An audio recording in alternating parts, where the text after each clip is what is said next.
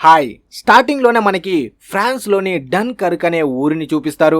అక్కడే ఎవ్వరు లేని ఆ వీధుల్లో టామీ అనే ఒక బ్రిటిష్ సోల్జర్ తన టీమ్ తో కలిసి తిరుగుతూ ఉంటాడు. ఆకాశం నుంచి అప్పుడే వర్షం లాగా కొన్ని పేపర్స్ పడతాయి. అవి మామూలు పేపర్లు కావు, జర్మనీ సైన్యం పంపిన వార్నింగ్ పేపర్లు. మిమ్మల్ని మేము చుట్టుముట్టేశాం, లొంగిపోండని రాసి ఉంటారు. సరిగ్గా అదే సమయంలో సడన్ గా బుల్లెట్ల వర్షం కురుస్తుంది. టోమీ కళ్ళ ముందే తన తోటి సైనికులు ఒక్కరొక్కరుగా చనిపోతుంటారు.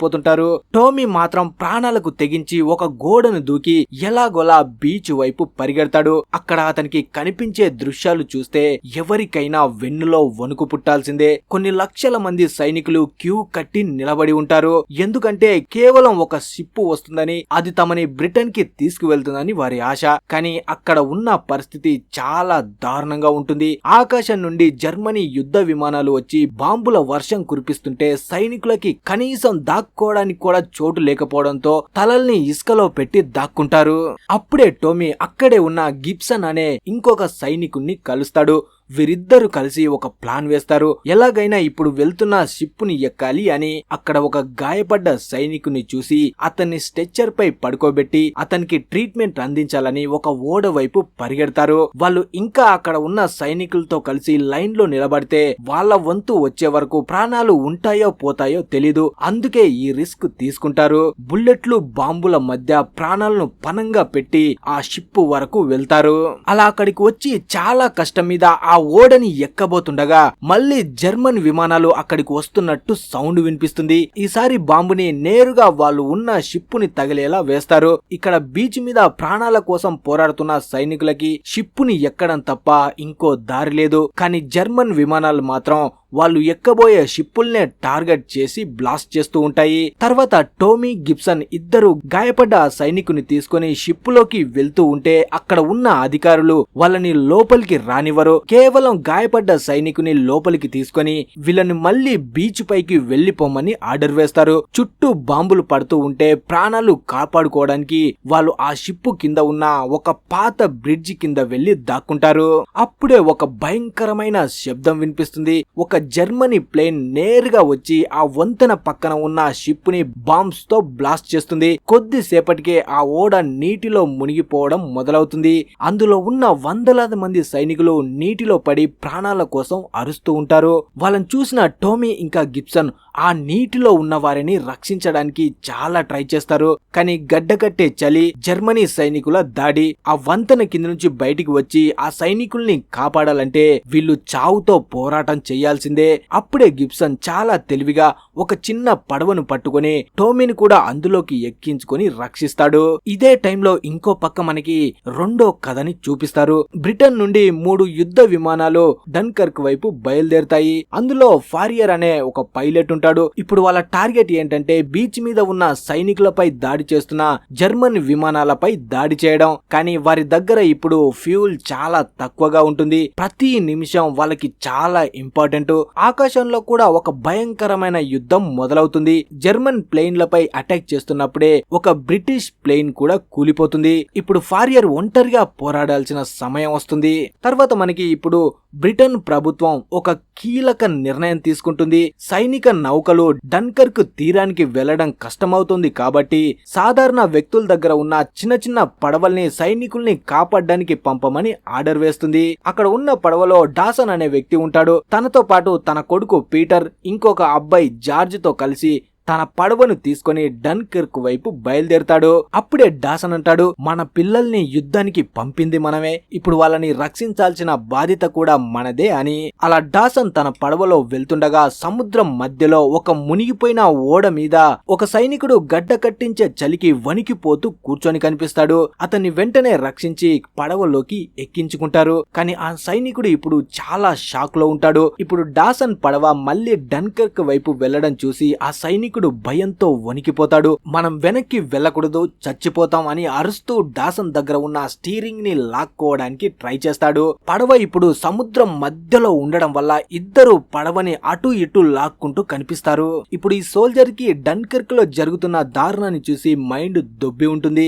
అందుకే పిరికివాడ్ల మనం డన్కర్క్ వైపు వెళ్ళకూడదు, అక్కడ చావు తప్ప ఇంకేమీ లేదు అని డాసన్ మీద దాడి చేస్తాడు. వాళ్ళిద్దరు గొడవ పడడం వల్ల పడవలో ఉన్న జార్జ్ కింద పడి తలకి గట్టి దెబ్బ తగులుతుంది. జార్జ్ పరిస్థితి ఇప్పుడు దారుణంగా ఉంటుంది. అయినా డాసన్ మాత్రం వెనక్కి తగ్గడు. మనం ఇప్పుడు వెనక్కి వెళ్తే మనం కాపాడుతామని ఆశలు పెట్టుకున్న సైనికులు చనిపోతారు. ఇప్పుడు మన కర్తవ్యం వాళ్ళని రక్షించడమే అని ధైర్యంగా ముందుకు పడవని తీసుకువెళ్తాడు. తర్వాత ఆకాశంలో ఉన్న పైలట్ ఫారియర్ కి ఒక పెద్ద సమస్య వస్తుంది. అతని ప్లేన్ లో ఫ్యూల్ గేజ్ పగిలిపోతుంది.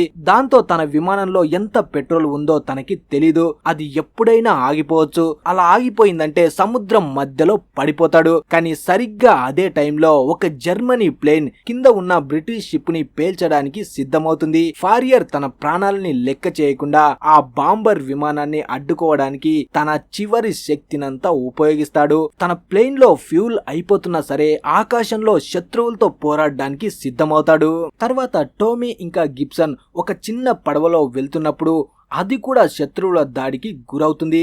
వాళ్ళు ఎలాగోలా ఈదుకుంటూ ఒడ్డుకు చేరుకుంటారు. అక్కడ ఒక పాత పడవ కనిపిస్తుంది. చాలా మంది సైనికులు ఆ పడవ లోపల దూరి సముద్రపు అలలు వచ్చి దాన్ని లోపలికి తీసుకువెళ్తాయని ఆశగా ఎదురు చూస్తుంటారు. కానీ వారికి తెలియని విషయం ఏంటంటే జర్మనీ సైనికులు ఆ పడవనే టార్గెట్ ప్రాక్టీస్ కోసం వాడుతున్నారు. బయట నుండి బుల్లెట్ల వర్షం కురుస్తుంది. దాంతో పడవ లోపలికి నీరు వచ్చేస్తాయి. పడవ మునిగిపోతూ ఉంటే లోపల ఉన్న సైనికుల మధ్య గొడవ మొదలవుతుంది. ఎవరో ఒకరు దిగిపోతే తప్ప పడవ తేలదు అని ఒకరిపై ఒకరు అరుస్తారు. అప్పుడే అక్కడ ఉన్న వాళ్ళకి గిబ్సన్ బ్రిటిష్ సైనికుడు కాదు, తను ఒక ఫ్రెంచ్ సైనికుడు. కాకపోతే బ్రిటిష్ యూనిఫామ్ వేసుకుని దొంగచాటుగా తప్పించుకుంటున్నాడని సైనికులంతా గిబ్సన్ ను బయటికి నెట్టేయాలని చూస్తారు. కానీ టోమీ మాత్రం తనకి అండగా నిలుస్తాడు. మనం శత్రువుల నుండి తప్పించుకోవాలి, ఒకరిని ఒకరు చంపుకోవడం కాదు అని గట్టిగా అరుస్తాడు. సరిగ్గా అప్పుడే ఓ భారీ బాంబు ఆ పడవ పక్కనే పడుతుంది. దాంతో పడవ లోపలికి వేగంగా నీళ్లు వచ్చేస్తాయి. అలా పడవలోని డోర్స్ కూడా క్లోజ్ అయిపోతాయి. గిబ్సన్ ఇంకా టోమీ పడవలోనే చిక్కుకుపోతారు. పడవ మునిగిపోతుందని భయంతో లోపల ఉన్న సైనికులు ప్రాణాల కోసం గట్టిగా అరుస్తూ ఉంటారు. అప్పుడే టోమీ ఇంకా గిబ్సన్ ఇద్దరు ఆ పడవకు పడ్డ హోల్స్ ని బట్టలతో వాళ్ళ చేతులతో మూయడానికి ప్రయత్నిస్తారు. కానీ నీటి వేగం ఎక్కువగా ఉండడం వల్ల అస్సలు నీళ్ళని ఆపలేకపోతారు. అప్పుడే పడవ మెల్లగా కదలడం మొదలవుతుంది. కానీ అది సముద్రం వైపు కాదు, నీటిలో మునిగిపోవడానికి రెడీ అవుతుంది. ఇప్పుడు పడవ పూర్తిగా మునిగిపోయే పరిస్థితి రాగానే సైనికులంతా బయటికి రావడానికి ప్రయత్నిస్తారు. కానీ ఆ గందరగోళంలో గిబ్సన్ లోపలే చిక్కుకుపోతాడు. అతను ఒక ఫ్రెంచ్ సైనికుడని తెలిసినా టోమీ అతన్ని కాపాడాలని చూస్తాడు.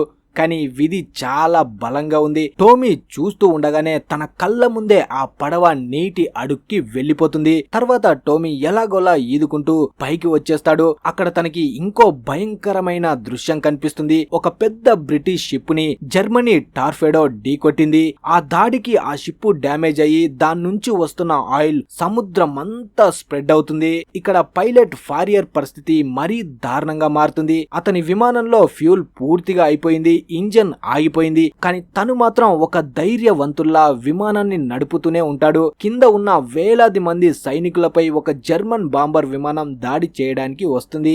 ఫారియర్ తన విమానాన్ని ఆ బాంబర్ వైపు మళ్లిస్తాడు. ఇంజన్ లేకపోయినా కేవలం తన తెలివితోనే ఆ విమానాన్ని గురి చూసి పేల్చేస్తాడు. బీచ్ మీద ఉన్న సైనికులంతా గట్టిగా అరుస్తూ సంతోషంతో చప్పట్లు కొడతారు. కానీ ఫారియర్ కి బాగా తెలుసు ఇప్పుడు తను కిందకు దిగాల్సిందే అని.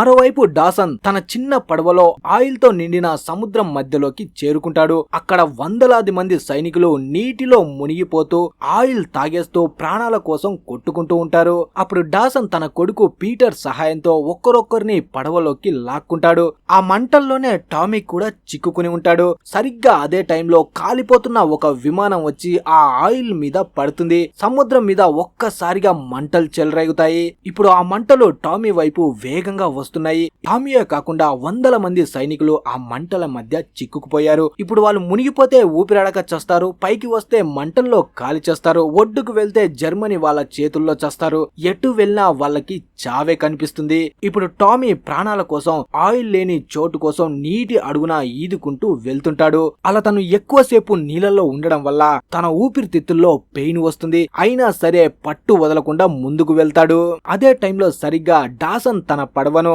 ఆ మంటల అంచు వరకు తీసుకువస్తాడు. తన కొడుకు పీటర్, తను కాపాడిన ఆ సైనికుడు ఇద్దరు కలిసి నీటిలో ఉన్న వాళ్ళని పడవలోకి లాగడం మొదలు పెడతారు. టామీ ఎలాగోలా ఆ పడవ అంచుని పట్టుకుంటాడు. పీటర్ అతన్ని పైకి లాగుతుండగా మరో బాంబు పక్కనే పడుతుంది. పడవ కింద పడుతుందేమో అనిపిస్తుంది, కానీ డాసన్ ధైర్యంగా స్టీరింగ్ పట్టుకొని ఆ నరకం నుంచి పడవని బయటికి తీసుకువస్తాడు. ఆ చిన్న పడవలో ఇప్పుడు ఎక్కాల్సిన వాళ్ళకంటే ఎక్కువ సైనికులే ఉంటారు. అందరి ముఖాలు ఆయిల్ తో నల్లగా మారిపోయాయి, కానీ వాళ్ళ కళ్ళని చూస్తే ఆనందంతో ఉంటాయి. బతికిపోయామన్న ఆశ కనిపిస్తుంది.